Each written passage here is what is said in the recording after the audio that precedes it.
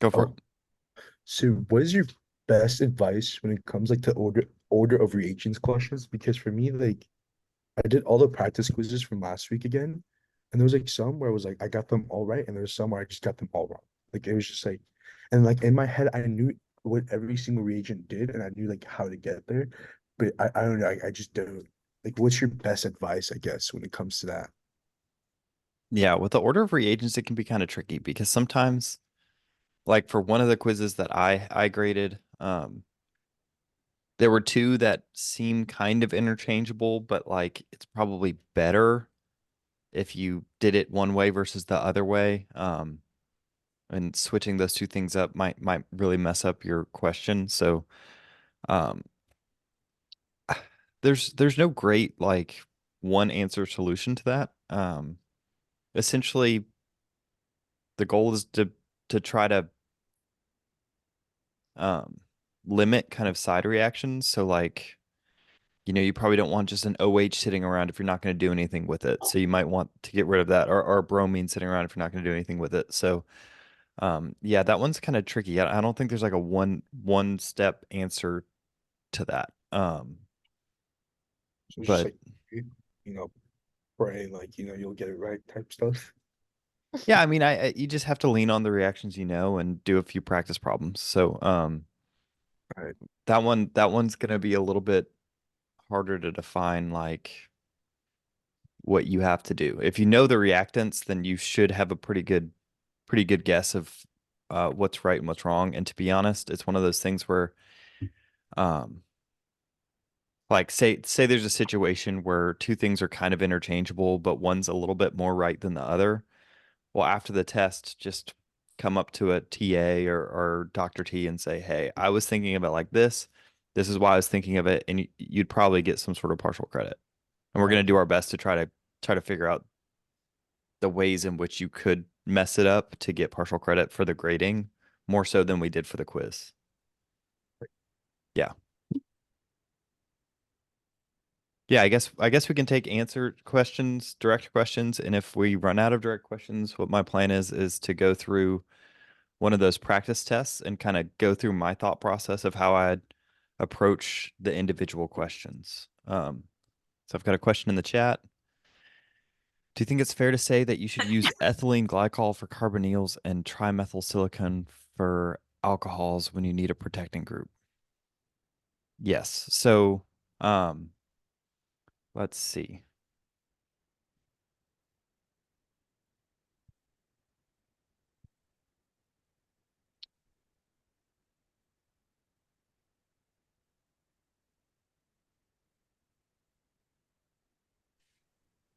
All right. So what the person is asking is, so say I'm doing a synthesis and I've got something like this where on this molecule I have two different, can you guys see this? Okay. Where I have two different electrophiles, right? So if I had some sort of nucleophile, some generic nucleophile like a Grignard or something.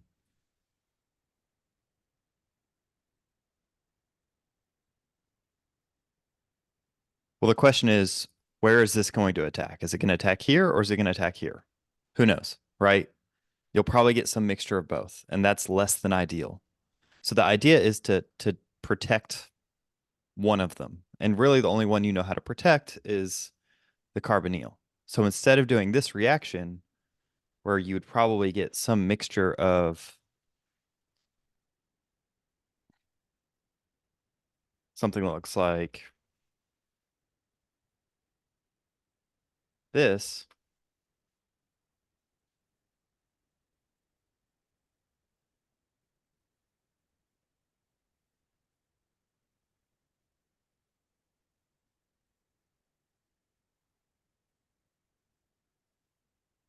right? You would get both substitution here and addition here, right? You'd get multiple different products. This is less than ideal. The idea is you would protect the carbonyl with something that this is kind of the default one here. So it's this diol, and you can add it. All it needs is a little bit of acid to kind of go through.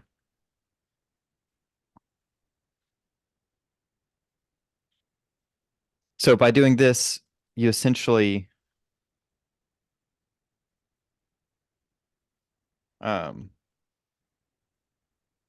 sorry, protect this alcohol or protect this carbonyl. So now it's no longer a carbonyl. And when you add the Grignard, you don't have to worry about this happening. You would only get, you know, I mean, probably this would be a copper lithiate, to be honest with you.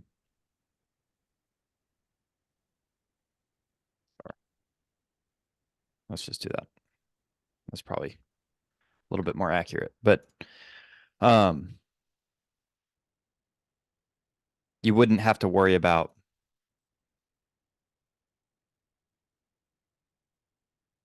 it adding into the carbonyl at all, because now we've gone and protected the carbonyl with this guy. So this is an important thing to know when you're doing a synthesis, right?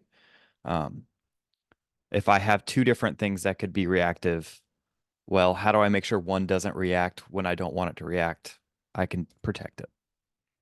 Oh, look, I've already done something over here. Alternatively, if you have something like, you could run into problems with alcohols too, right? If I have an OH here, and I added this, well, if I'm trying to get kind of to this product here, where I get just a substitution, where this substitutes this, well, I potentially run into a problem, right? Where, let's see, do I have a drawing? No. Okay, where I'm probably not going to get this. Why?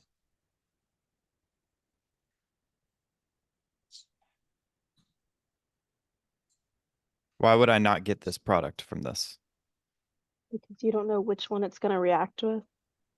Okay, so I've got an electrophile here, right? Right, this is a leaving group, right? So potentially you could have this kind of, I think this is the right direction. Nope, wrong direction.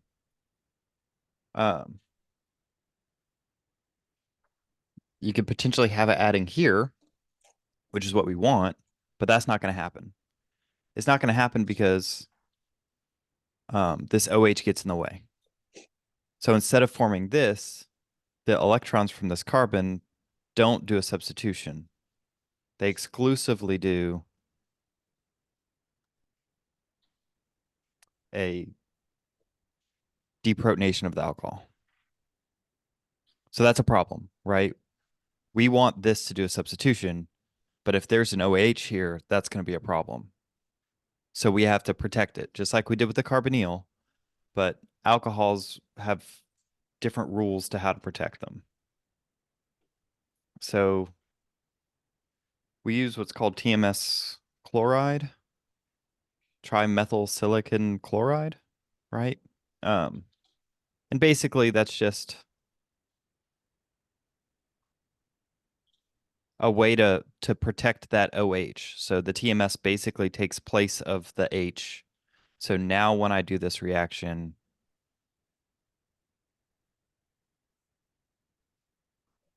I can get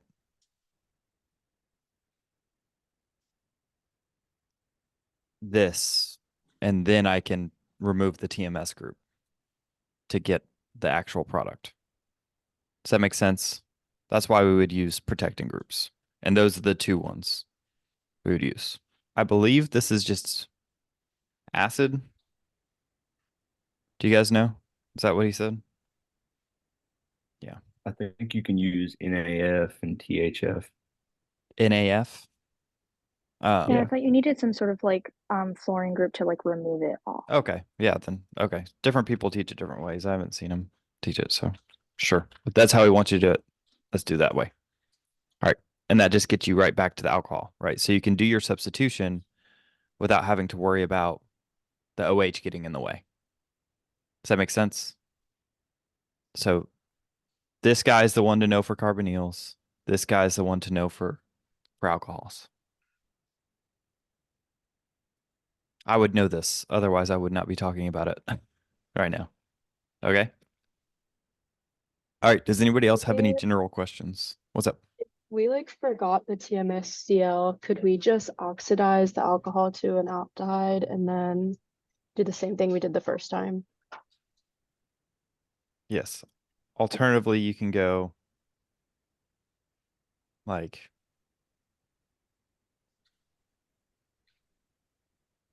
how would I go from here to here? PCC. PCC, sure. And then you can do this whole thing. And then, deprotect it and reduce it back. That is also an option. So if you forget the TMS chloride, you can also do this, right?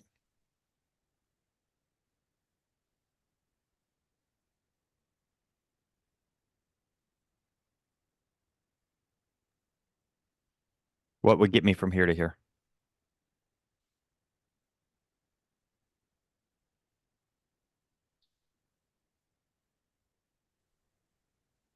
NABH4, NABH4 or LAH, right? LiOH4. Yeah.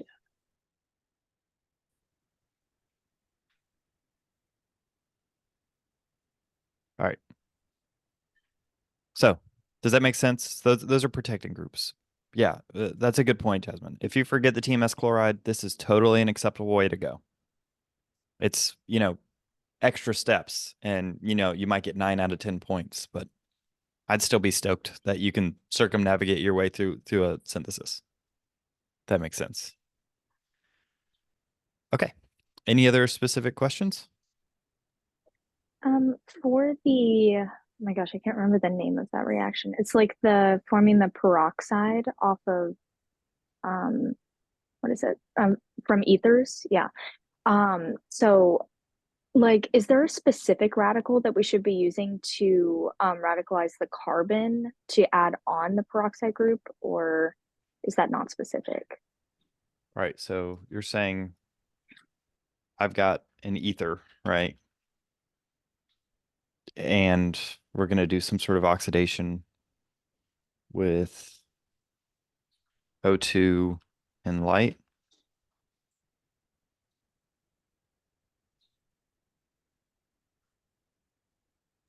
Sorry, yes. It's really loud here, so I was like, yeah, yes, that's what I'm And we're talking going to about. do this, right?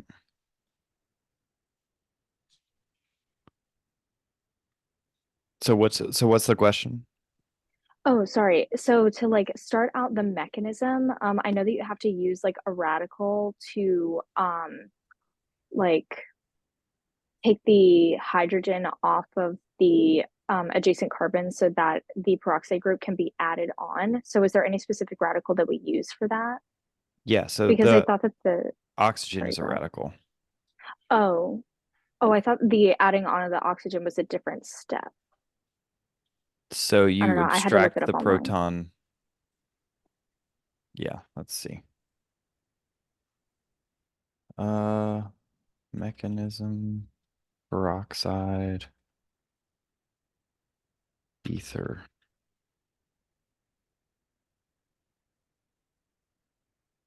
Thanks, Wikipedia.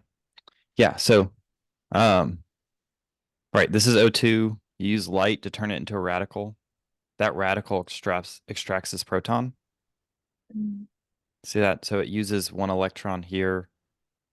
And so a bond is made of how many electrons? Well, 2. 2, right? So if I'm going to break this bond, notice these arrows are all half arrows. That means only 1 Mm. electron is moving. A full arrow, like this guy, means 2 electrons are moving. So this bond is made of 2 electrons. So that's why I have to have 1 arrow going here and 1 half arrow going here. That means that this oxygen is making a new bond with the hydrogen. So we use 1 oxygen here, and it's kind of just wasted. if that makes sense. Mhm. Right? Okay, To sounds to good. remove the proton. Then the other Okay. radical comes in and the radical we left behind reacts with the oxygen like a second O2 radical. And that's what forms the new bond. Okay, sounds good. So that's where the radical comes from. It comes from the oxygen. Okay, thank you. Yep. Any other questions? I had a question in chat, I think. Do you have any other tips for determining the order of reaction besides this? The order of reaction again is you have to know the reagents. You have to know like, you know, for instance, you know, if I was trying to go from here to this one specifically, I would have to know that I need to protect the carbonyl first, right? So you have to kind of take into account like something like this is going to be very common where you can add the OH first or you can add the OH later. Well, in this case, the OH would interfere with the substitution reaction I want to do. So I have to add the OH later. So if I were you guys with the order of reaction things where you have to order them, draw it down, draw it out, see how it looks. See if there's anything that might conflict with each other. If there's any point where you have two things that look like electrophiles.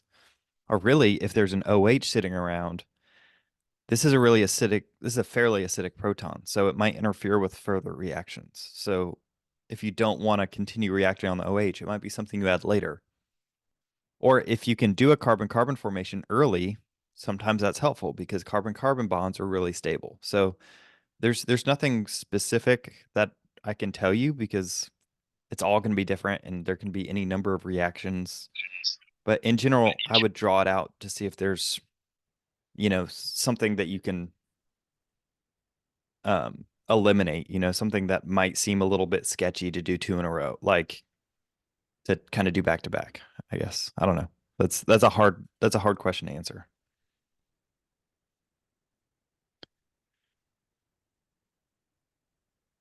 How similar is the mechanism question going to be to the practice exam? Let's see. So this is one of the practice exams he gave you. Let's see.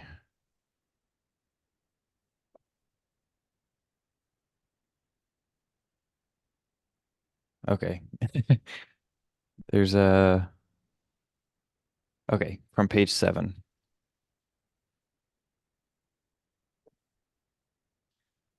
Uh, you guys don't know these reactions?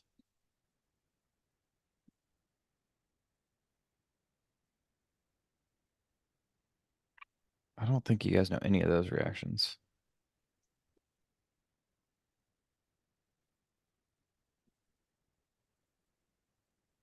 I think that's exam 4. Yeah, this is a little bit past where we're at currently, so let's see. Exam 3.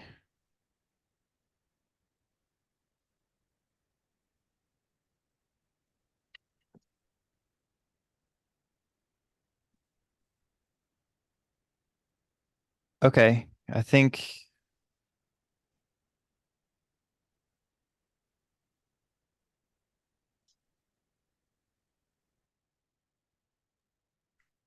yeah, I think this looks pretty darn similar to what will be on your test. And he's going to give you like 7 different options. So if you know like a third of these, there's probably a pretty decent chance that you'll get one you know.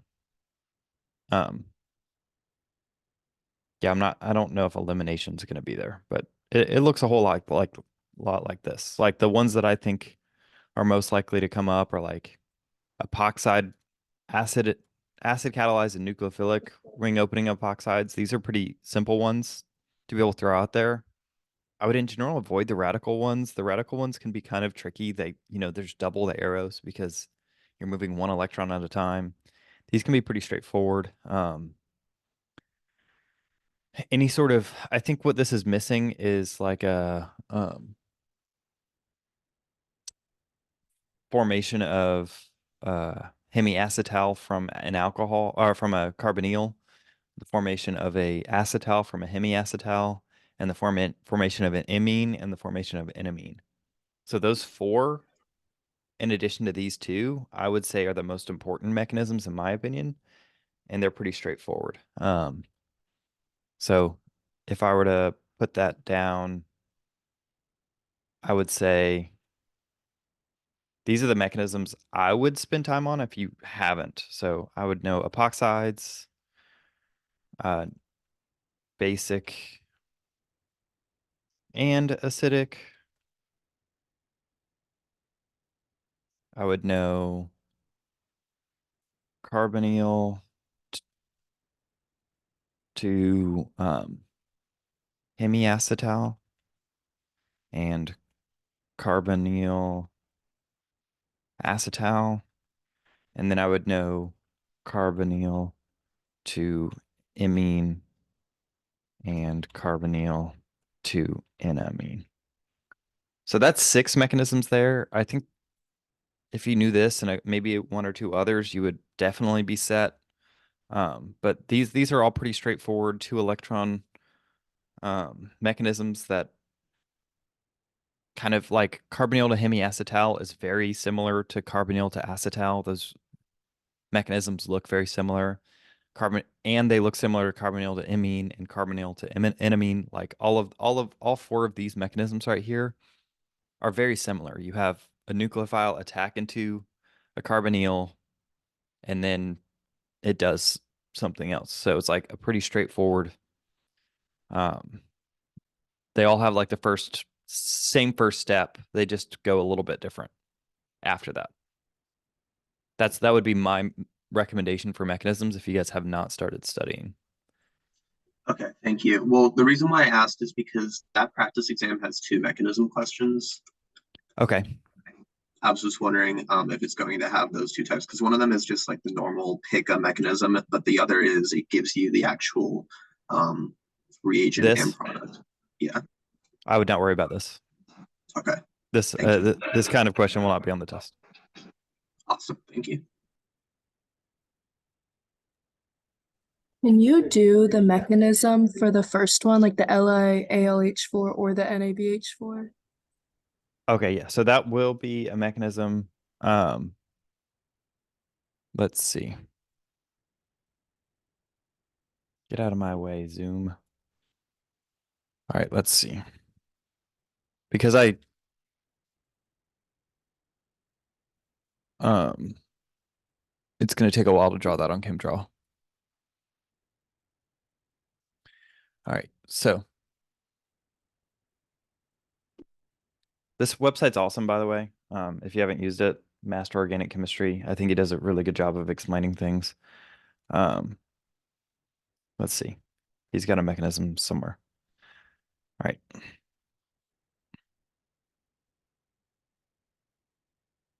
Yeah, so the mechanism for LAH is really simple. I think he adds a different step for sodium borohydride. But in essence, the mechanism is the electrons with this hydrogen here, this guy. All right. These electrons here attack into the carbonyl, which breaks the carbonyl. So it's just like every other nucleophile attacking into a carbonyl. And then you have a negatively charged oxygen. And what he's not showing is this negatively charged oxygen then takes this proton to form the final product. And that's it. That's LAH, a reduction of a carbonyl with LAH. Does someone have a question? So it's the exact same thing. Like you could just erase that and put, a CH3, a methyl grignard or something. Terrible handwriting, but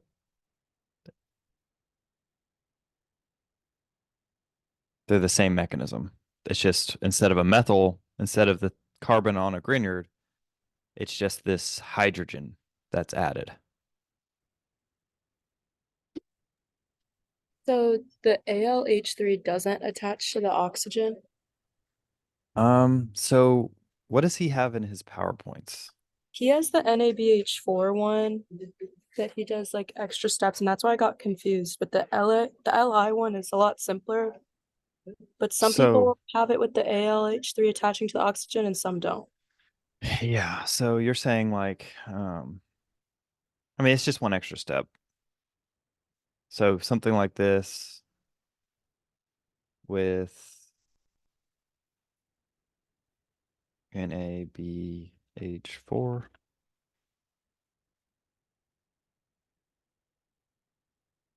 And he has something like this, right? Where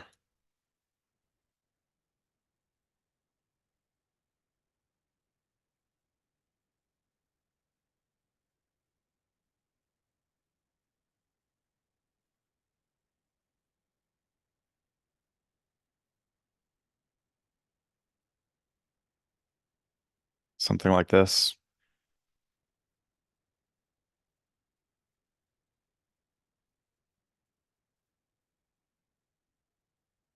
And then this from here attacks here.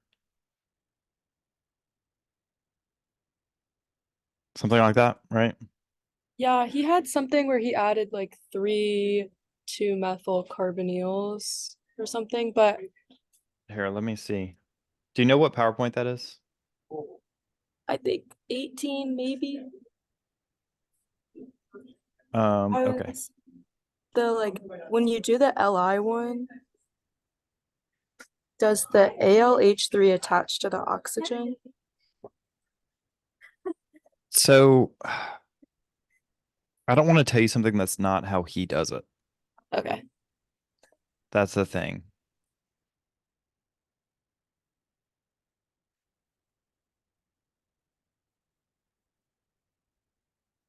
Yeah, if he could find me exactly where that mechanism is in the slides, we could kind of talk about it. This is epoxide stuff. And while you do that, I can kind of answer anybody else's questions.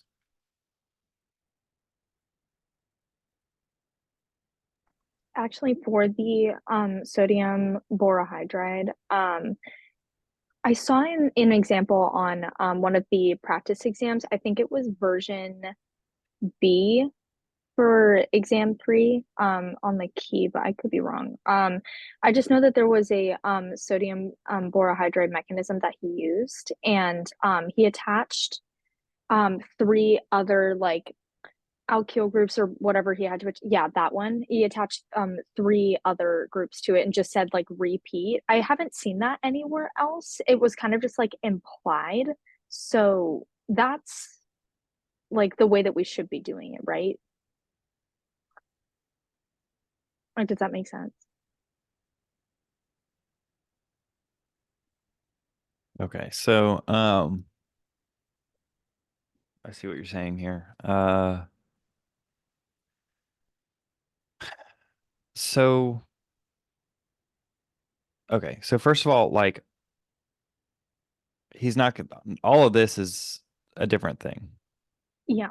Right. So just to this point is the so here just this point is the reduction of the carbonyl to the alcohol, right? So we've gone from carbonyl to alcohol.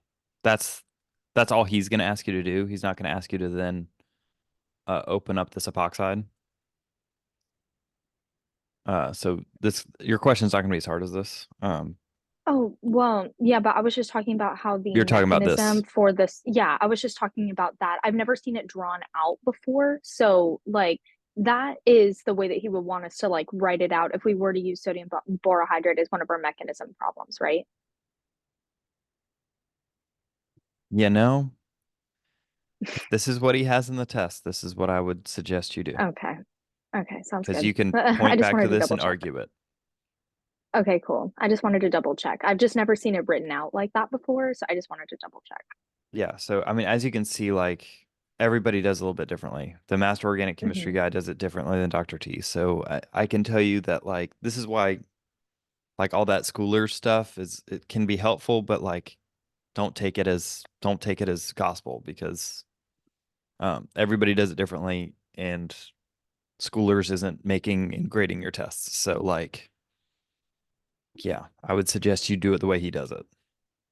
Okay, sounds good. Thank you very much. Yeah.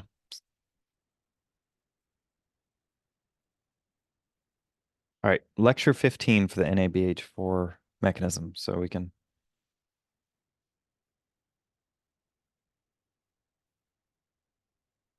Wait, I have a short memory.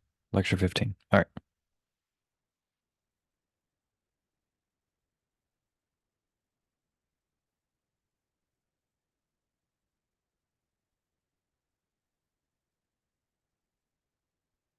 Okay. Yeah. So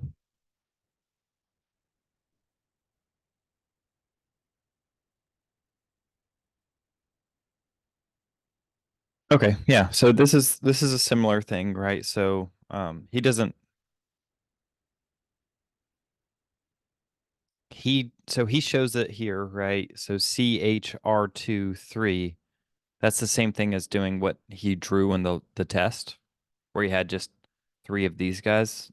This is the same thing as this.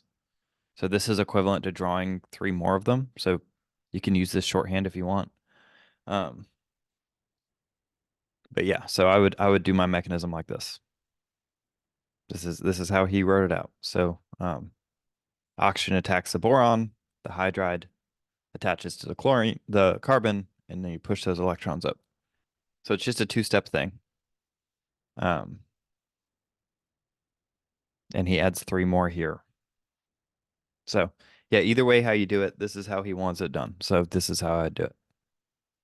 Thank you, Jasmine, for the direction. Okay, thank you.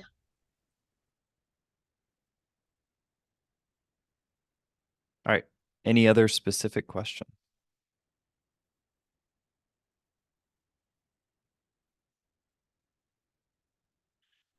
All right. If there's no specific questions, let's see. Let's go through exam 3 and how I would kind of think about these things. And if questions arise, stop me and let me know that you guys have questions. Try to work ahead of me, and we'll kind of see. Okay. So this is exactly how the test is going to be formatted, right? So the first 2 pages are going to look just like this, where there's one structure and there's either arrows coming to it or arrows going away from it. And he's going to give you more hints with stuff like this and the NMR. This is exactly the format. All right.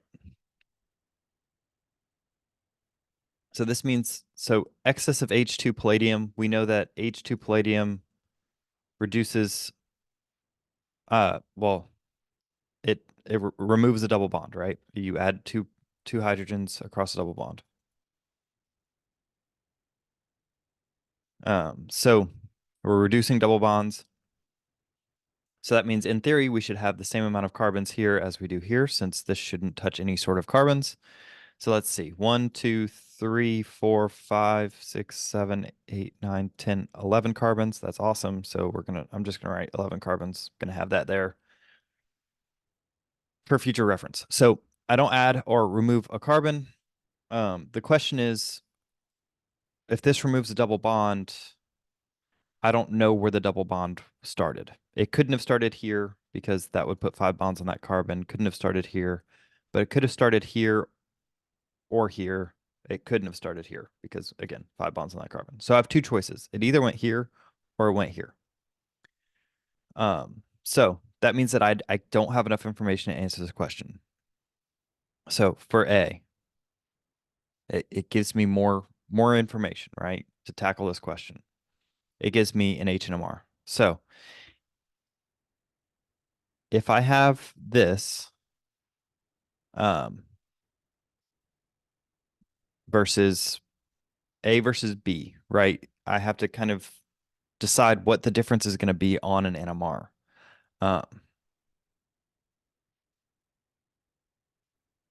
Let's see. So, oh my gosh, I don't know why my pen freaks out like that. All right, so the first thing I notice is that I would have a singlet here or sorry, a 1 proton peak here, that's pretty downfield because it's next to this carbonyl. Versus here, I would have a 1 proton peak that's not as downfield, because it's next to a benzene ring. All right, so we've got these 2 peaks, these go with the benzene ring. Then we have these are the 2 peaks that go on the double bond, a 2 hydrogen triplet, which is the other. So if I had this, right, this would be the 2 hydrogen. No, it wouldn't. Hold on. All right. Actually, this gives me a big hint right here, right? So I've got this peak, and I know that that has to be this, right? Carbonyl peaks, the aldehyde peak has to be this. It's the only thing that'd be that downfield, and it's a triplet. So that tells me that I have to have 2 neighbors, which means that the double bond cannot be here.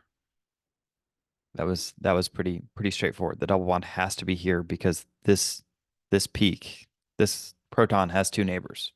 So the double bond cannot be here. So that means the starting material has to be the double bond there. Okay? So that's how you approach that question, right? This question's a little tricky. So it says you did ozonolysis to go from this starting material to this product, right? Well, what does ozonolysis do? It cleaves double bonds into 2 different carbonyls, right? And since it's zinc, it's going to keep it an aldehyde, which is what we see, right? So that means that on the other side of this carbonyl to start with, it wasn't a carbonyl to start. There was some sort of carbon group over here. And I know that on the other side, there were 3 carbons because this has 11 carbons and this has 14. So somehow there were 3 more carbons in the starting material. So that's when you go for the second product of this reaction, it has a name, 2-methylpropanal. So I have to know that this is where naming, he's not going to give you a direct naming question. This is where he's going to hide his naming. So I've got propan, which means 4. Oh, sorry. I've propan, which means 4, right? Al, which is on the 1 position, which means aldehyde. So I have 4 carbons with an aldehyde at the 1 position, and then on the 2 position, so 1, 2, I have 2. 2-methylpropanal.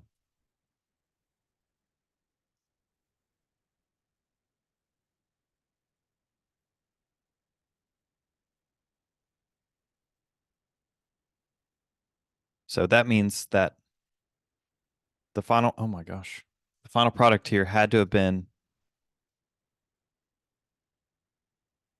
these 2 things together.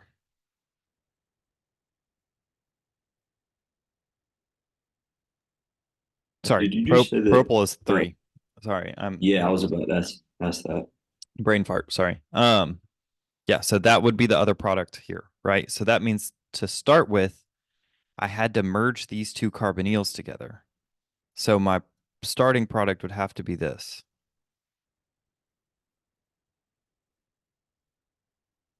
Where essentially I'm putting this carbonyl with this carbonyl to form this, and then nothing else has changed in my molecule. Right? That one's, so these 2 are tricky because they require the extra information, right? And you have to kind of work backwards. You have to know that ozonolysis turns a double bond into a carbonyl. So this one has multiple different steps. So I think it's going to be helpful to work backwards if you see something like this. So what does PCC do? Well, it turns a carbonyl to an alcohol. Do I see a carbonyl? It turns an alcohol into an aldehyde, essentially. Do I see an aldehyde? Yes. So that's where I'm looking. So if I go backwards 1 step, I had an alcohol there. And then if I go back another step, oh, this one's tricky. So these two steps,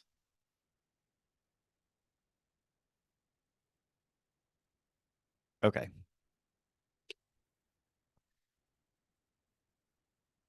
I believe what this is doing is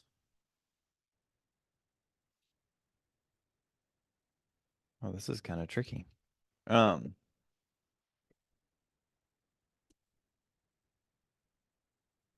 you have more carbons than you started with, right? So I had to get rid of carbons somehow. What is he doing here?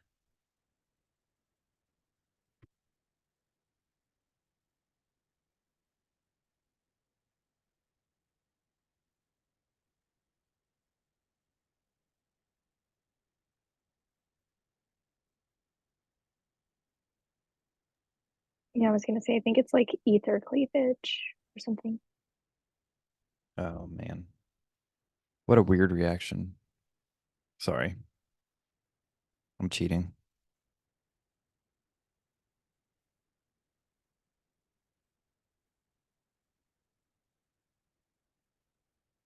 So we cleave the ether with HBr. Okay. Yeah. Okay. Yeah. Well, that's something I would recognize. I haven't actually looked through this test before. So yeah. Ether cleavage, right? So you start with an ether, you add HBr. It's essentially an SN2 reaction. So HBr, the ether takes a proton, Br minus removes this, and you're left with an alcohol.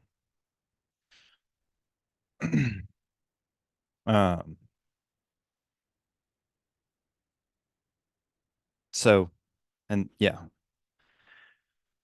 So then PCC removes it. So you get back to alcohol, then you get back to ether. So you had to figure out what was on the other side of this ether, which you use the NMR for. So yeah, that's kind of a trickier question. It's a good question.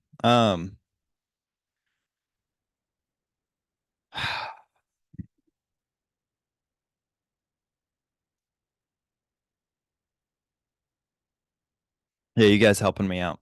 Thanks, thanks, chat. So this is not a fun test. 3 equivalents of sodium. All right, what are we doing? All right, so I know that this reaction, if this is the last reaction, this is the reaction that turns alkynes into carbonyls, specifically aldehydes, because it oxidizes the alkyne. So that's information you can know to work backwards. So if I had this, I work backwards to an alkyne. This is a base. It's a very strong base. Yeah, this is all organic one stuff. So if I know I needed to form an alkyne, sodium, this base here had to remove. Okay. This is a lot. So I know I have 2 bromines. The bromines had to be next to each other here. And what essentially happens is this base does 2 elimination reactions on this bromine. So again, this might be something he asks you. This is something I'd be aware happens. So essentially, that's why you need 3 equivalents. You're throwing excess base at the reaction to do 2 eliminations to get to this alkyne. So essentially, the best way to do this is to work backwards. You don't add any carbons. Nothing funny's happening here. But you had to know that this reaction somehow this reaction has to form this final product. And so by elimination, I can say, well, I'm adding some sort of OH. This probably has to do with the carbonyl. And then you know that, okay, now I remember that the alkyne plus this creates the aldehyde.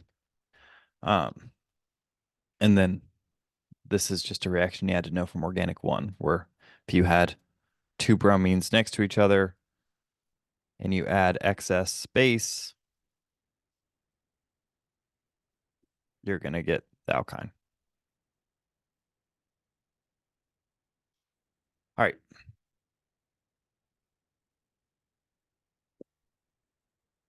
These are a little bit more straightforward because you're not having to work backwards. They're a little bit more in your face. So, you know, what does PPH3 with a carbon group on it do? Well, this is a classic Wittig reaction. This is going to be your electrophile pretty much throughout this whole test. And you know that this carbon is going to have to create two bonds with this carbon because it has two bonds to the phosphorus. So essentially, you're going to get this product, but instead of the carbonyl, you've replaced it with a double bond with this group on it.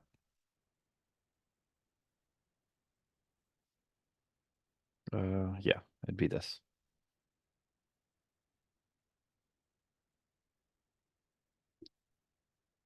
And then like the rest of the molecule. All right, so that's just a Wittig. You know that or you don't. This is the same as LAH, but instead of an H, it's a D.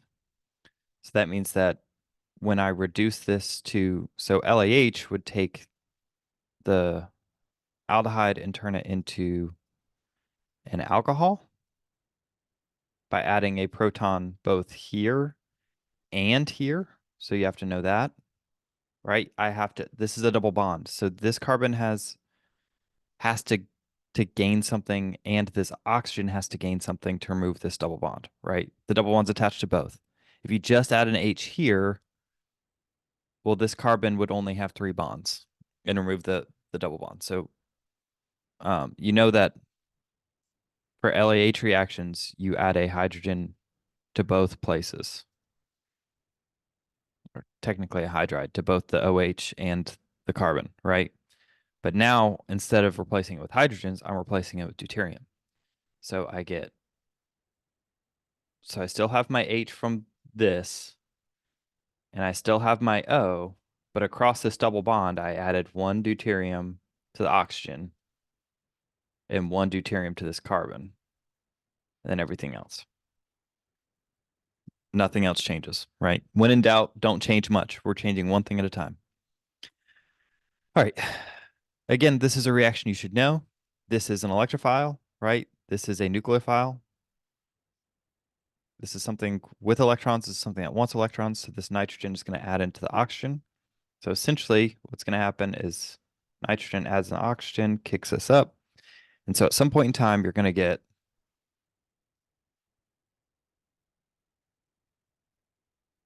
this.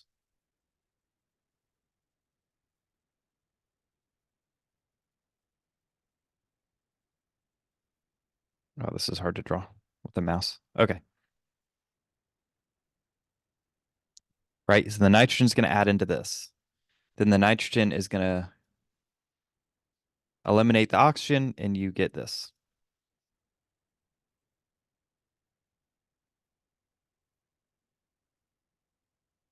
And how many bonds does nitrogen want to make? It wants to make 3, so it's happy in this situation. If this was a secondary amine, so if it was something like this with another carbon group on it, I wouldn't stop at the imine. I would have to keep going to the enamine. So that's, again, just something you have to know from this chapter. And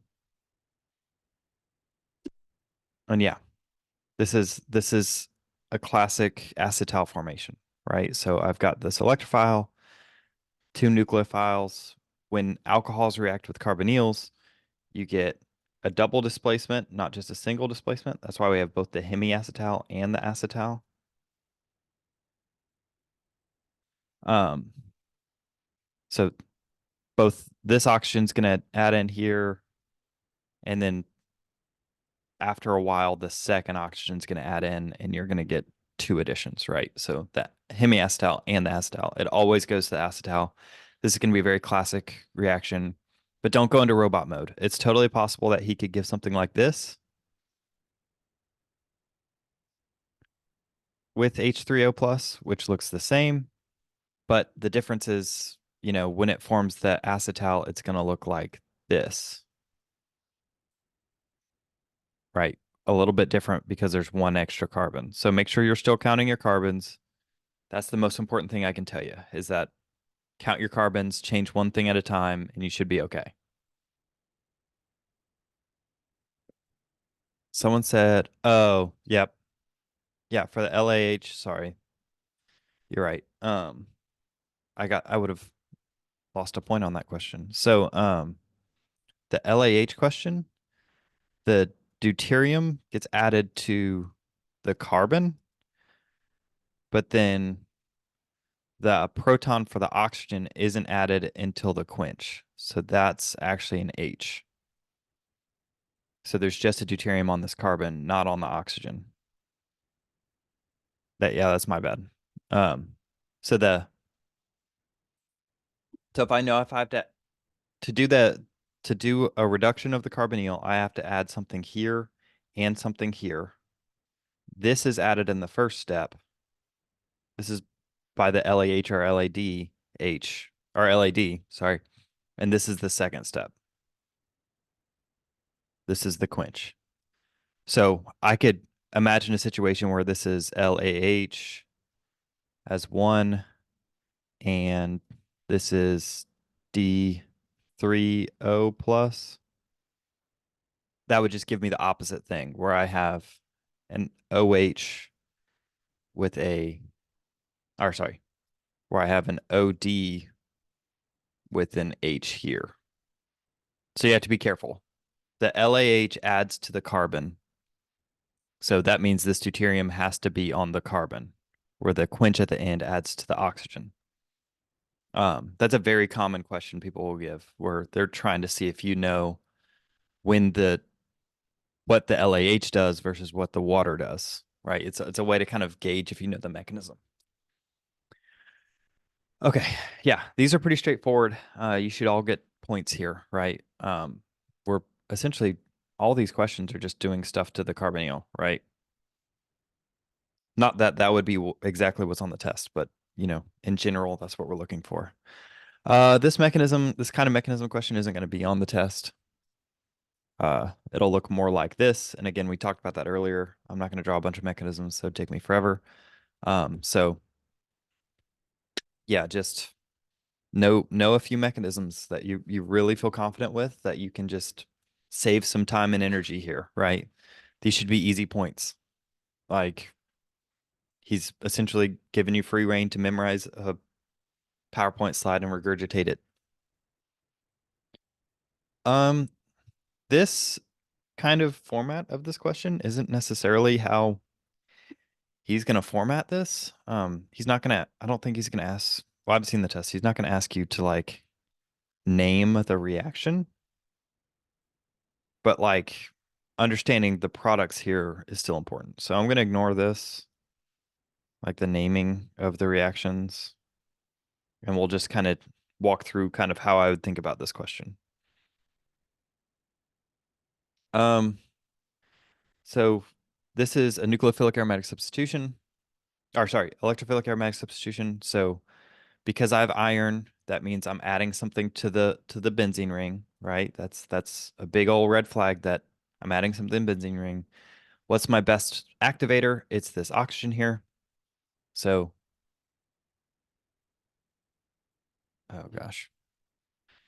So I'm going to get the benzene ring, and since this is an ortho-para director, I'm going to add the bromine to the ortho side, and nothing else changes, right? All my carbons stay the same. Nothing's changed. Mg just replaces the bromine. Again, easy points here. all that does is form a Grignard. All right, then I have an epoxide, right? So do I have, this is a great electrophile. I should be looking for nucleophiles.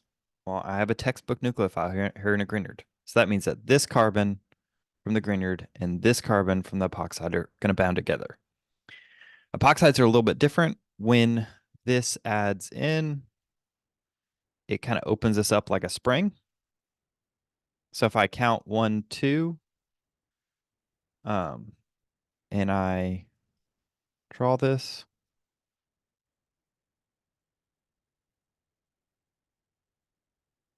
this is hard to do with a mouse, guys. Trust me. All right, so that means that this carbon is going to be connected to carbon 1, and carbon 2 is going to be the one with the alcohol on it, right? Because this kind of opens up and goes further away from the thing, right? So make sure you're counting your carbons. Make sure that, I'm adding 2 carbons. So this one's 6, 7, 8, 9, 10 carbons. Well, now I'm adding 2 more, so I have 12 carbons. PBr3 replaces an OH with a Br, so that's organic 1 reaction. It's kind of, you can kind of reason through that one.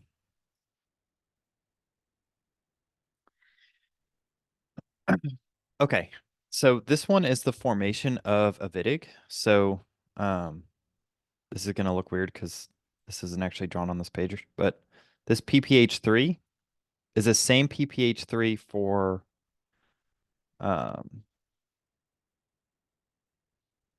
so right here, right? So the Wittig, right? The PPH3, that's the same thing. Now we're just making it. So you make it onto a bromine. So just shouldn't be a surprise that the most reactive thing here is this bromine. So if I'm going to replace anything, I'm going to replace the leaving group, right? That's what leaving groups do. PPH3 replaces this leaving group, and I get a Wittig. So I get something that looks like this. And this reacts specifically with carbonyls. And so I'm on the lookout for a carbonyl. That's what this is. So if you don't know what something is, try to draw it out. Can it be helpful? So I know I'm going to get, obviously all this too.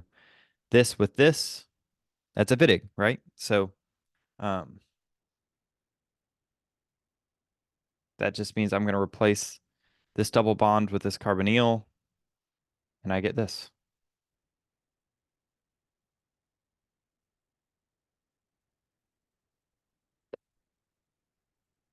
And then H2 palladium, we know reduces a double bond, so you get this, right? From that double bond we just reduced, and again, all this stuff is still there. Draw it on the test. I just don't want to do it with my mouse right now. And then, we don't even have to do anything here, right? HBr and heat gets us this final product. That's the cleavage of this ester, right? So we removed this methyl group to get to this final product, but we didn't even need to know that because we could just reason through everything else.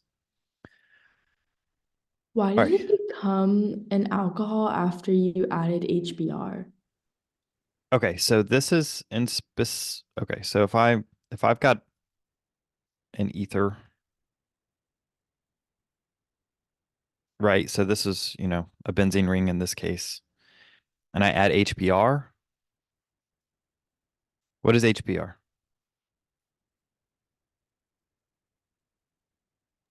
Wouldn't it just like replace with the bromine? Or no? So it would if this was an OH to begin with, but it's not.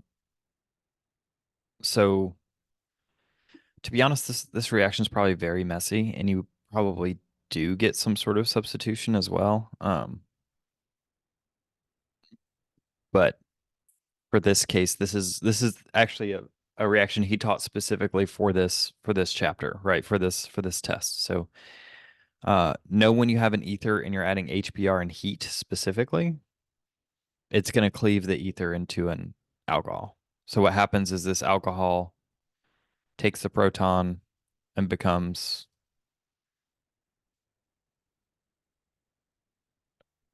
a good leaving group, and then the Br minus displaces it. And you get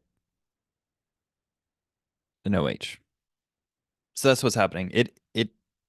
So okay. It is exactly the organic one reaction you're talking about, where, you know, if I have an OH and I added HBr, you expect to see this, right? That's what you're talking about. Yeah. The thing is,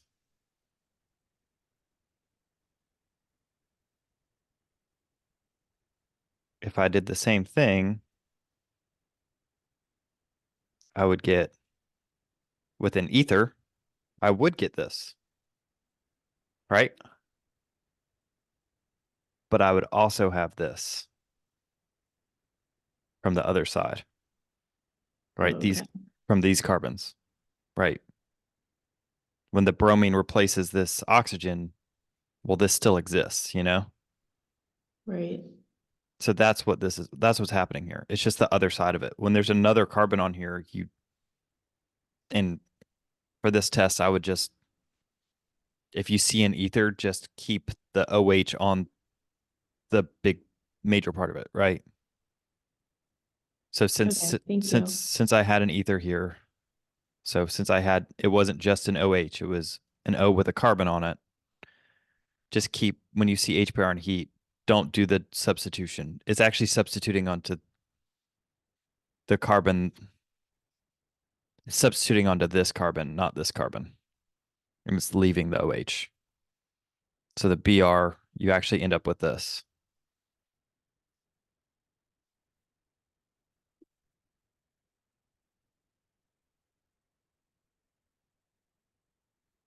Right, the CH3. There is a substitution. It's just from the onto this CH3, not this one. So yeah, that's a good point. Thank you. All right, so I think my time's kind of up. But if you guys have other questions real quick that I could answer, I'd be happy to do it. If not, I'm gonna hop off.